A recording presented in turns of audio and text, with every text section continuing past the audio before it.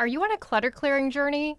Then this is for you. This episode you're going to love. I'm sharing my decision-making checklist. It's going to help you make those decisions and make clutter clearing a little easier. Welcome to Revive and Thriveology. I help women transform their lives by harmonizing their living space through holistic home practices. I'm your host, Lisa Morton.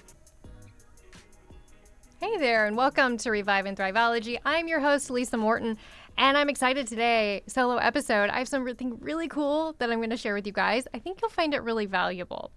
So, I work with a lot of people in clutter clearing because we know clutter is just stops us. It stops us in our tracks from reaching our goals and dreams and wishes. It gets in the way.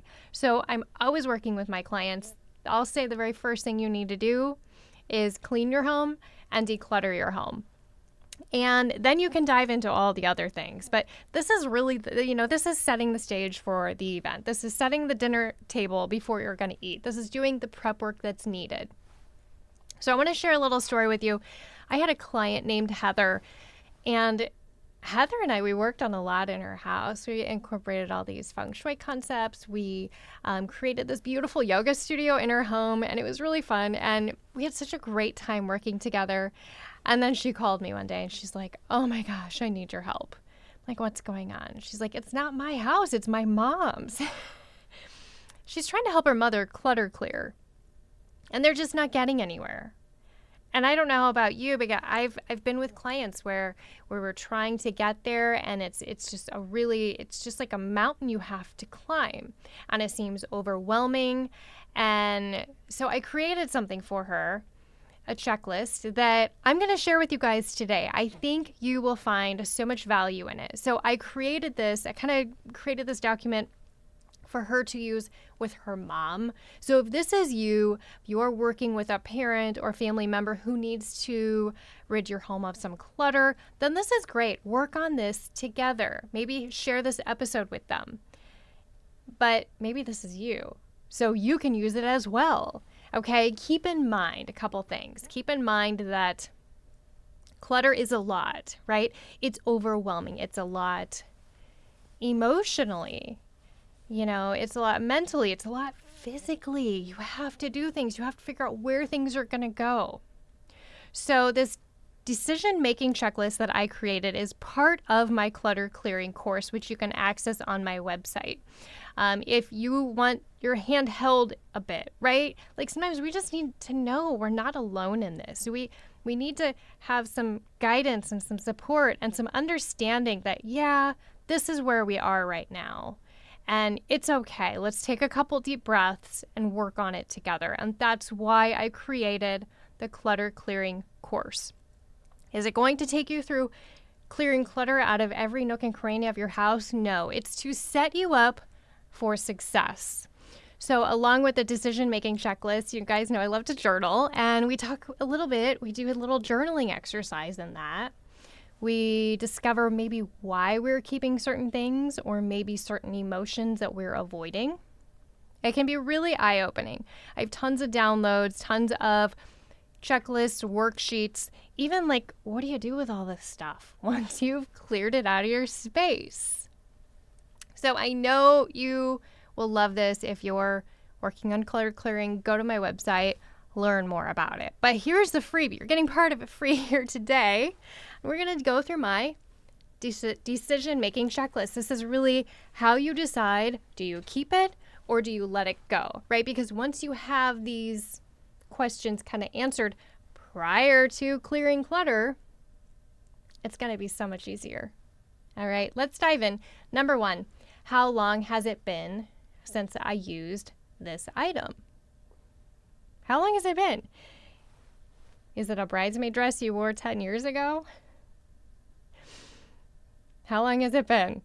Right? Okay. So this might be something just random, but if it's, it doesn't apply if this is something really special, like a family heirloom, maybe your grandmother's wedding veil that you're passing down through your family. Okay. This does not apply, right? Or like a holiday wreath that you use every year at, Christmas time, and it doesn't mean you have to get rid of it. Okay. But I want you to really take in how long has it been since you used this, and write down, put a number down, put a date, put a year, put a month, okay? Some sort of number on a paper. All right, next one is, how likely am I to use it in the next 6 to 12 months? Okay, I threw out 6 to 12 months. You may want to choose a different time period. You may want to do just like 3 to 6 months. If you're feeling gutsy, try the 3 to 6 month approach. But if not, then default 6 to 12, whatever works for you. How likely are you really going to use this item? Sometimes my clients will go through their closet and will you've probably heard about this, turn the hangers around and then backwards. And then once they wear the item, they turn it back forward.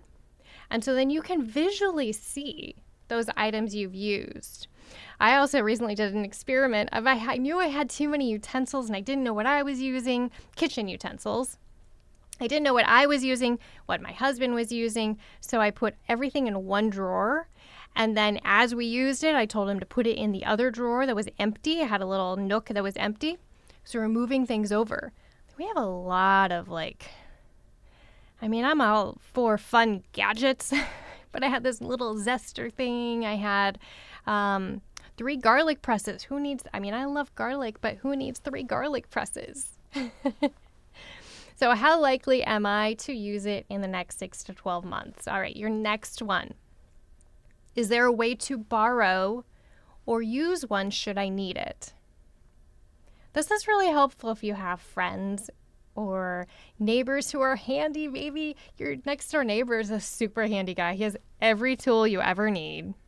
And I'm sure if you make him like a nice batch of muffins or cookies, he'd let you borrow that special wrench.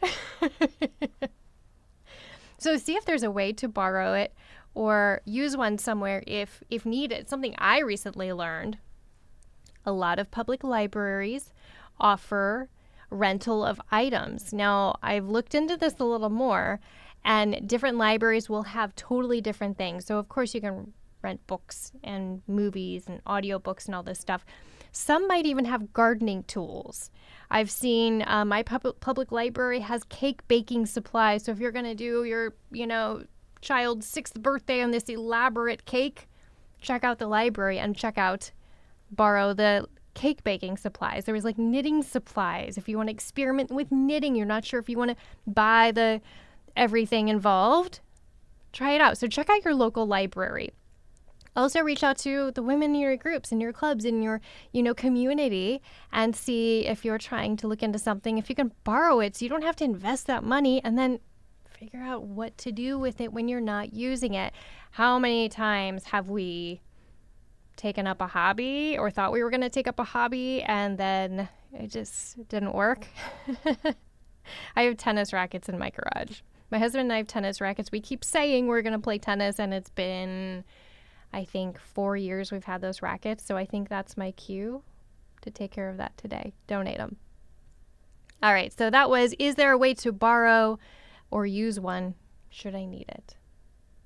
The next one is this is number 4. Depending on what it is, can I replace it if needed for less than set your amount? Okay, so you're going to set your own amount. And if you're helping someone, you're going to help them come up with this amount that fits in their budget, that makes sense. Okay, depending on what it is. Can I replace it if needed for less than $10? Less than $20? Less than $2? Come up with a plan, right? So again, we're trying to set up these answers so we have them ahead of time before we even start digging into any of the clutter.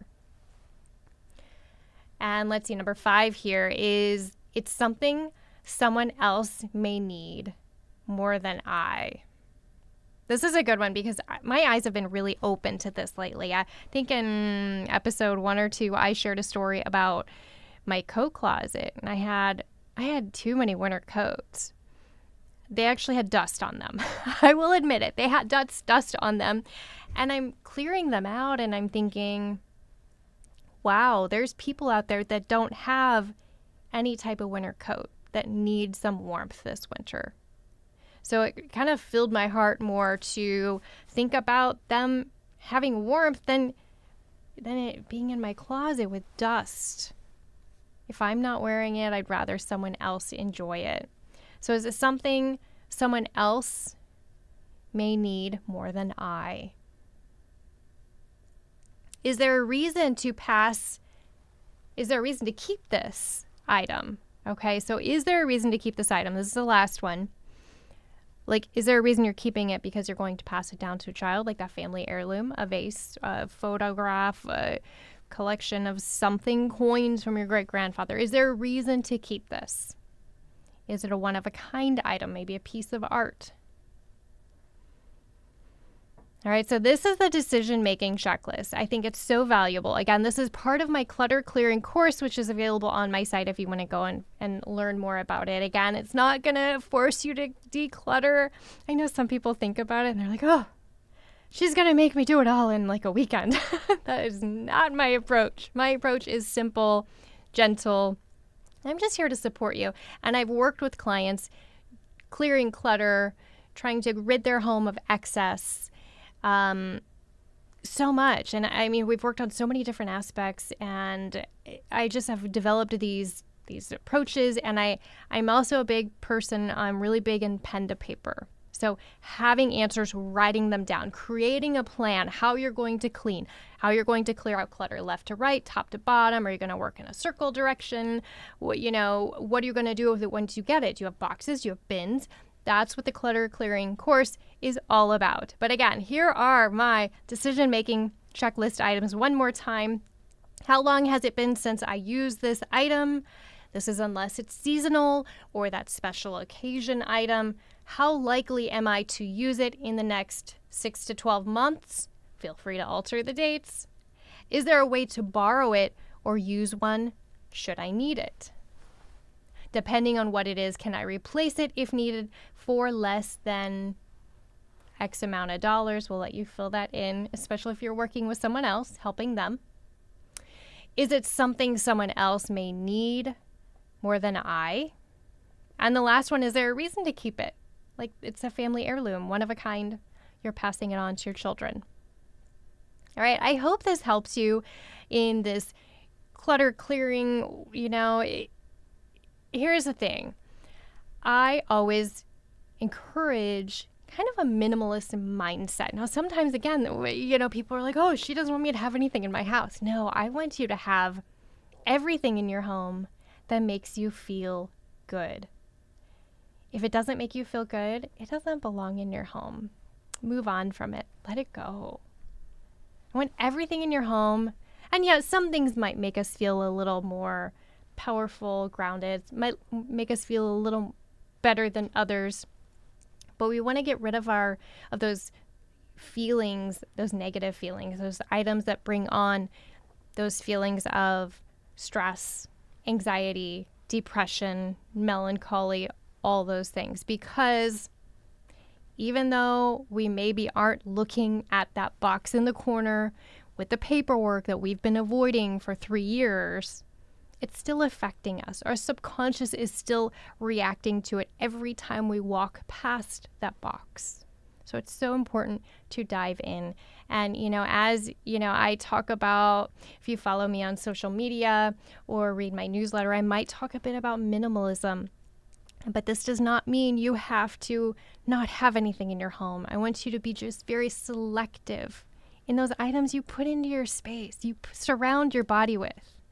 Those items that you put in your space where you nourish your body, where you snuggle on the sofa with your children, where you, revive at the end of the day and start fresh the next day. It's important to make this space really special.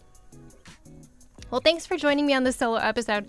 I was really excited to share this with you guys. I hope you find it super valuable. Let me know which tip is your favorite, or if you're working on a clutter clearing journey, and how I can help. All right?